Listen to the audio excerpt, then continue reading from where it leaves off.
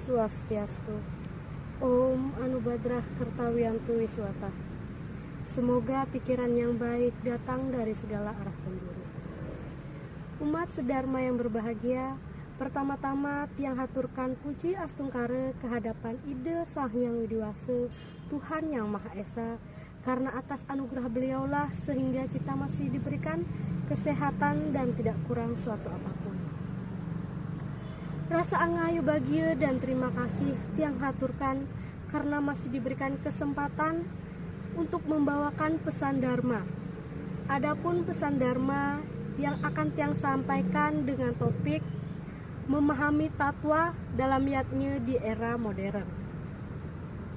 Sebelum tiang lanjut untuk membawakan pesan Dharma, izinkan tiang memperkenalkan diri, karena ada pepatah mengatakan tak kenal maka tak sayang. Perkenalkan, nama saya Komang Purnama Santi, Prodi Penerangan Agama Hindu, mahasiswi semester 6 dari Stahn Empu Kuturan Singaraja. Umat sedharma yang berbahagia, kata yatnya seperti yang kita ketahui sudah lama populer, tetapi masih banyak umat yang memberi arti sempit dalam kata yatnya tersebut.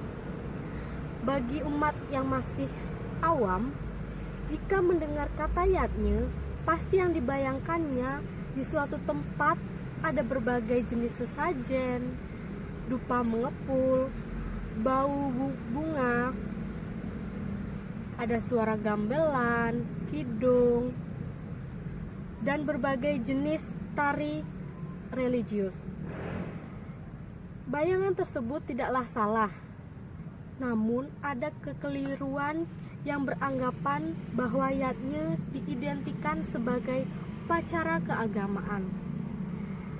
Karena kenyataannya yatnya tidaklah sesempit itu. Umat sedharma yang berbahagia, kata yatnya berasal dari bahasa Sanskerta. Secara etimologi, yatnya berasal dari akar kata yaj yang artinya korban.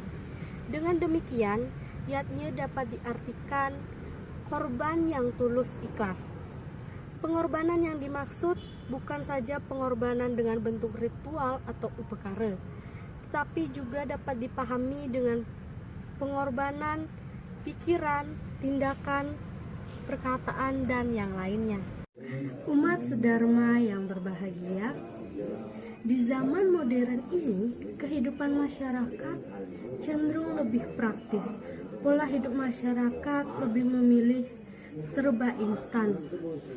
Masyarakat dilakoni dengan hidup yang padat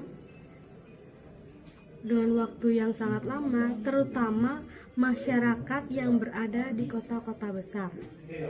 Jika semua umat beranggapan bahwa tatwa yatnya yang sesungguhnya itu sangat memberatkan, yang berbentuk dengan sesajen, banten yang banyak, ini sesungguhnya sudah membuat yatnya itu diartikan salah. Dalam Bhagavad Gita dikatakan, belajar dan mengajar yang didasari oleh keikhlasan serta penuh pengabdian untuk memuja nama Tuhan, itu pun tergolong ke dalam yatnya. Memelihara alam dan sekitarnya pun tergolong ke dalam yatnya. Mengendalikan hawa nafsu dan panca indera adalah yatnya. Serta menolong teman, mengentaskan kemiskinan, menghibur teman yang sedang terkena musibah pun tergolong ke dalam yatnya. Jadi jelaslah yatnya itu tidak terbatas maknanya. Bukan saja yatnya itu tergolong dalam upacara keagamaan saja.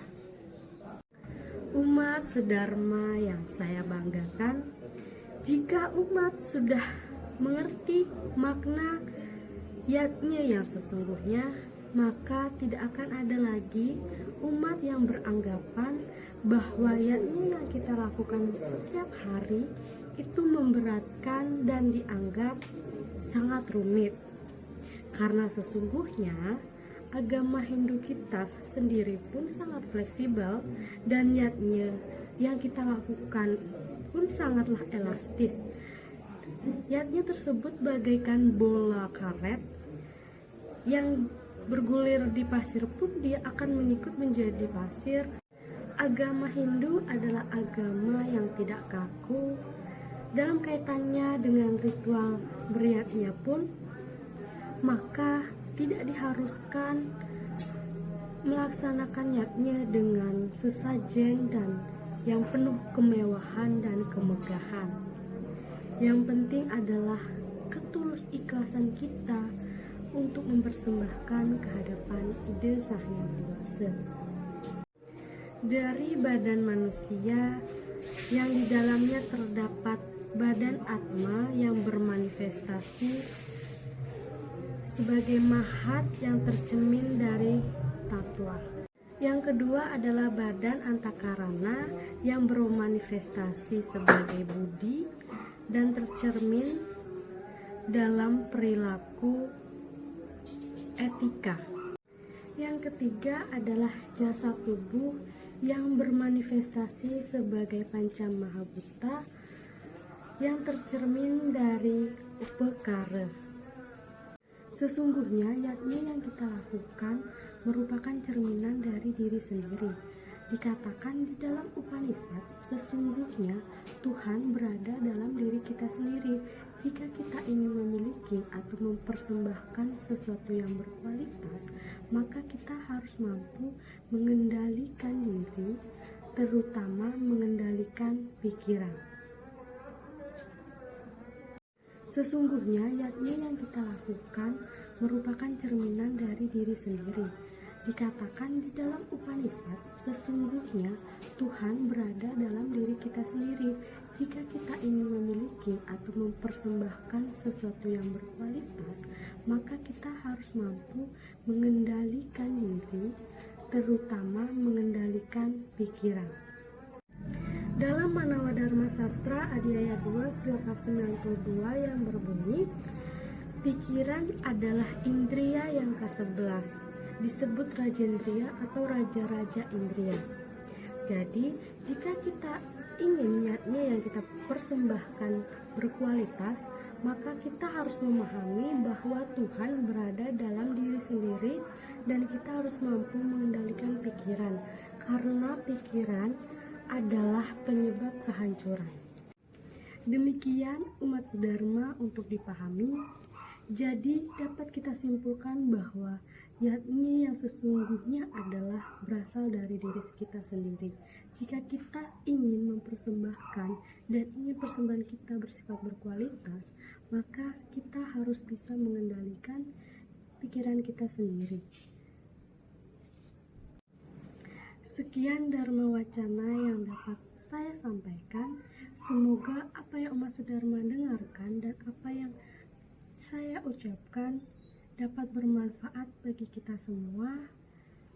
Jika ada salah kata, saya mohon maaf, dan akhir kata saya ucapkan Paramasanti.